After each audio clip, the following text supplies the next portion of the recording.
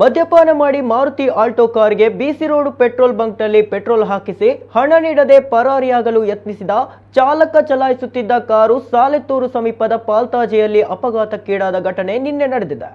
ಕಾರಿನಲ್ಲಿ ಇಬ್ಬರು ಇದ್ದು ಅವರು ಸಾಲೆತ್ತೂರು ಮೂಲಕ ಪರಾರಿಯಾಗಲು ಯತ್ನಿಸಿದಾಗ ಪಾಲ್ತಾಜಿಯಲ್ಲಿ ಆಕ್ಟಿವಾ ಮತ್ತು ಪಿಕಪ್ ವಾಹನಕ್ಕೆ ಡಿಕ್ಕಿ ಹೊಡೆದಿದೆ. ಈ ಅಪಘಾತದಲ್ಲಿ ಆಕ್ಟಿವಾ ಸವಾರ ಕುಟ್ಟತಿಲ ನಿವಾಸಿ ಅಬೂಬಕರ್ ಗಂಭೀರ ಗಾಯಗೊಂಡಿದ್ದಾರೆ. ಸ್ಥಳಕ್ಕೆ ಗಸ್ತು ಪೊಲೀಸರು ಮತ್ತು ವಿಟ್ಲ ಪೊಲೀಸರು ಆಗಮಿಸಿ ಕಾರು ಹಾಗೂ ಮದ್ಯದ ನಶೆಯಲ್ಲಿ ತೇಲಾಡುತ್ತಿದ್ದ ಯುವಕರಿಬ್ಬರನ್ನು ವಶಕ್ಕೆ ಪಡೆದಿದ್ದಾರೆ.